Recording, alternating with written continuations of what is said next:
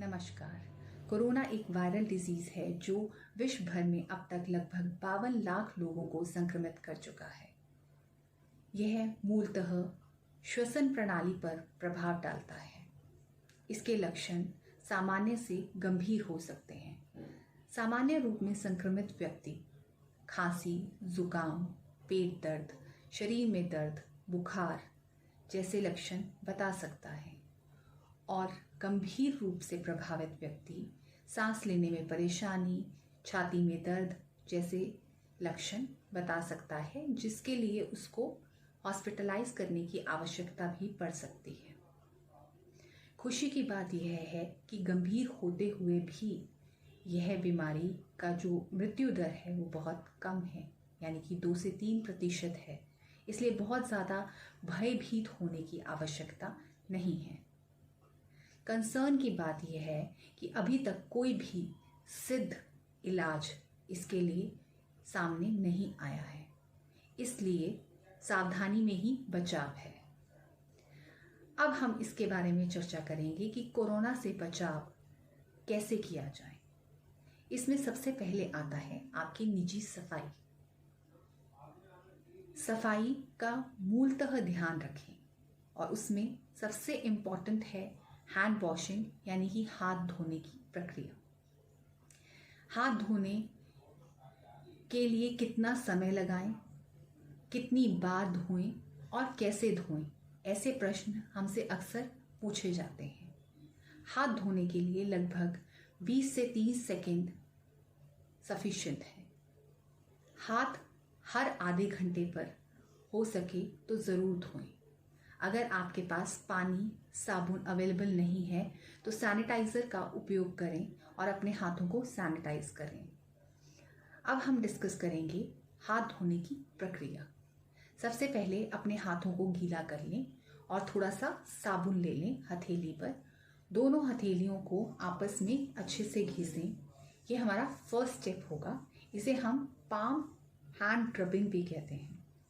Second step के अंदर हमें हाथ के पिछले हिस्से और उंगलियों के बीच की सफाई करनी है और इसको साफ करने की प्रक्रिया रहेगी। अपने हाथों को ऐसे कर लें और दूसरे हाथ की मदद से इनके बीच में अच्छे से साफ करते हुए इसे हाथ को पीछे लेके जाना है।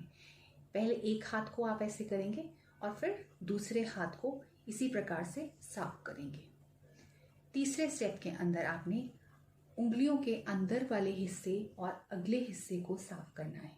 इसको करने की प्रक्रिया रहेगी, आप अपने हाथ को कप शेप बना लेंगे और ऊपर वाले को इस तरह से आपने वैसे ही कप शेप देनी है और इनको आपस में अच्छे से रगड़ना है। इसी प्रकार से आपने दूसरे हाथ के साथ करना है और इससे नेल बेड भी आपका क्लीन होगा और नकल्स भी क्लीन होंगे। इसके अलावा नेक्स्ट स्टेप के अंदर आपने टिप्स ऑफ फिंगर्स की सफाई करनी है और इसको करने की प्रक्रिया रहेगी। आप इस तरह से अपना एक हाथ बनाएंगे और दूसरा हाथ इसी तरह से कप शेप बनाएंगे। इसको इसके अंदर अच्छे से साफ करेंगे। फिर दूसरे हाथ को इसी प्रकार से साफ करेंगे। इसके बाद अंगूठे की सफाई, पहले एक हाथ की और फिर दूसरे हाथ की, और फिर आप कलाइयाँ साफ करते हुए दोनों हाथ की अपने हाथों को साफ पानी से धो लेंगे। ध्यान देने वाली बात यह है कि एक बार इस्तेमाल किया हुआ जो तौलिया है उसको आप दोबारा पोंछने के लिए इस्तेमाल न करें तो बहुत अच्छा होगा। कोशिश करें कि अपने हाथों को ऐसे ही सूखने दें। क्योंकि अब आप बाहर जा रहे हैं और आप ऑब्वियसली कपड़े भी यूज़ कर रहे हैं, तो कपड़ों की सफाई किस प्रकार से रखी जाए, उनको किस तरह से हम सैनिटाइज रखें और उनकी सफाई का ध्यान कैसे रखें। तो पहले जब भी आप आते हैं अपने जो कपड़े निकालते हैं उनको एक कोने में रखते हैं। लगभग 12 घंटे तक उनको एक कोने में पड़े रहने दें और फिर उसके बाद गर्म पानी के अंदर नॉर्मल वॉशिंग करके उसे अच्छे से धूप में सुखाएं। जितना भी सामान आप बाहर से लेकर आते हैं उसे लगभग 24 घंटे तक एक कोने में पड़े रहने दें और उसके बाद उसको साफ करके ही उपयोग में लेकर आएं। ये तो बात हुई निजी सफाई की। उसके बाद इम्पॉर्टेंट पॉइंट आता है आपका सोशल डिस्टेंसिंग, जिसके बारे में हम बहुत ज़्यादा 2-3 महीने से सुनते आ रहे हैं। और अब इसका रोल बहुत ज़्यादा बढ़ गया है क्योंकि अब लॉकडाउन खुल चुका है, आपके लोग ज़्यादा से ज़्यादा संपर्क में आएंगे। तो सोशल डिस्टेंसिंग क्या है? सोशल डिस्टेंसिंग का मतलब है कि आपने जो भी वहाँ पर प्रेजेंट लोग हैं उनसे लगभग 6 फीट की दूरी बनाकर रखनी है। तीसरा जो सावधानी आपने रखनी है वो है आपके खान पान में। आपने खाना पीना बहुत ही बेसिक रखना है, बहुत ही सादा रखना है। इसमें ज़्यादा मैदे का उपयोग ना करें, ज़्यादा तला हुआ ना खाएं, हो सके तो खाने को उबाल कर ही खाएं और बहुत ही हेल्दी डाइट लें, अच्छा खान पान रखें।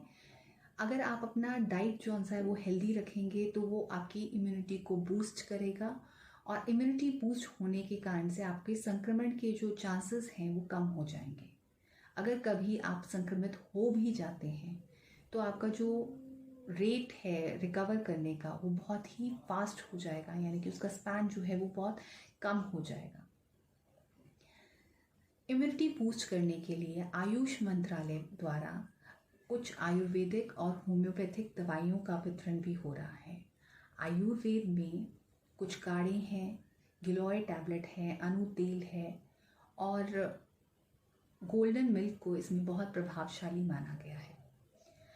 होम्योपैथिक के अंदर आर्सेनिक एल्बम 30 जो कि इम्यूनिटी बूस्टर का काम कर रही है स्पेसिफिकली इस डिजीज़ के लिए, उसका वितरण भी बहुत ज़ोरों शोरों से हरियाणा के अंदर चल रहा है। और आप यह दवा जो है किसी भी होम्योपैथिक सरकारी डिस्पेंसरी से निःशुल्क प्राप्त कर सकते हैं।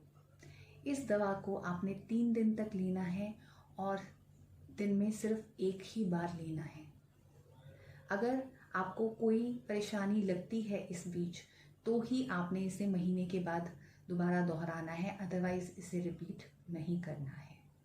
आशा करती हूँ कि मेरे द्वारा दी गई हुई जानकारी आप सभी के लिए बहुत ही लाभप्रद होगी और आशा करती हूँ कि अपने घरों में आप सुरक्षित रहें और स्वस्थ रहें। धन्यवाद।